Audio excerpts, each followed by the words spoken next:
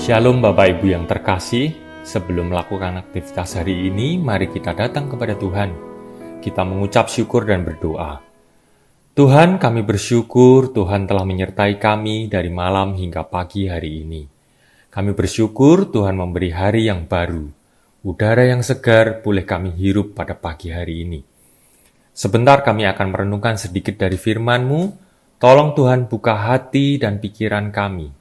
Dalam nama Tuhan Yesus Kristus kami berdoa. Amin.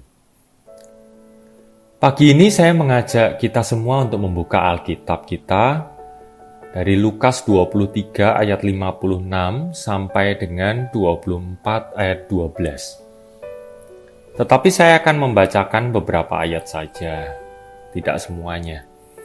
Pasal 24 ayat yang ketiga. Dan setelah masuk, mereka tidak menemukan mayat Tuhan Yesus. Sementara mereka berdiri termangu-mangu karena hal itu. Tiba-tiba ada dua orang berdiri dekat mereka memakai pakaian yang berkilau-kilau. Mereka sangat ketakutan dan menundukkan kepala. Tetapi kedua orang itu berkata kepada mereka, "Mengapa kamu mencari Dia yang hidup di antara orang mati? Ia tidak ada di sini. Ia telah bangkit. Ingatlah apa yang dikatakannya kepada kamu ketika ia masih di Galilea, yaitu bahwa Anak Manusia harus diserahkan ke tangan orang-orang berdosa dan disalibkan dan akan bangkit pada hari yang ketiga." Ayat yang ke-8, maka teringatlah mereka akan perkataan Yesus itu. Dan setelah mereka kembali dari kubur, mereka menceritakan semuanya itu kepada ke-11 murid dan kepada semua saudara yang lain.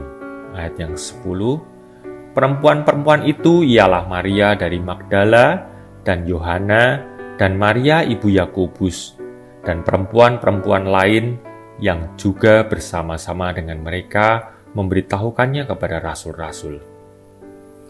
Ayat 11, tetapi bagi mereka perkataan-perkataan itu seakan-akan omong kosong, dan mereka tidak percaya kepada perempuan-perempuan itu. Jadi ketika pagi-pagi para perempuan yang akan merempai tubuh Yesus datang ke kubur Yesus, mereka kaget karena tubuh Yesus sudah nggak ada.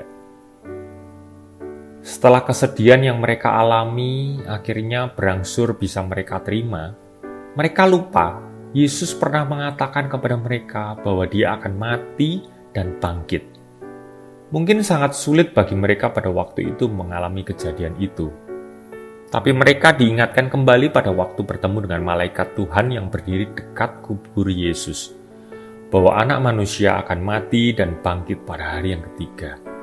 Dan ketika perempuan-perempuan ini mengabarkan kepada murid-murid Yesus dan para rasul, hampir semuanya tidak percaya dan ingin membuktikannya sendiri. Apalagi pada zaman itu, perkataan perempuan itu dianggap sering keliru, kurang bisa dipercaya. Mereka ingin membuktikan kebenarannya sendiri. Nah, ini seperti kalau kita sedang mengabarkan Injil kepada teman dekat kita atau saudara kita, tapi mereka sulit untuk percaya. Malah kadang kita dianggap sok-sokan atau sok religius. Tapi ingat, mereka yang tidak mempercayai salib tidak berhak menerima sukacita kebangkitan. Jadi bersukacitalah kita yang punya iman percaya salib dan kebangkitan Yesus. Tapi memang agak gampang, tidak gampang ya. Tapi kita tetap berusaha.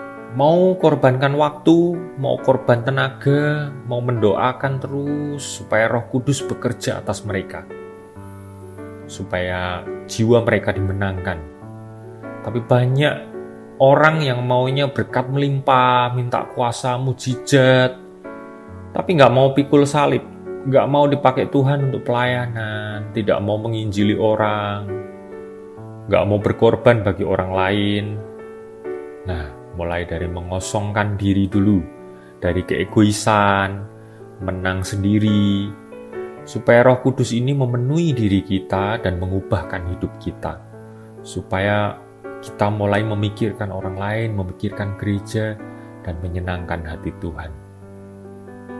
Selamat Paskah, Tuhan memberkati kita semua. Amin.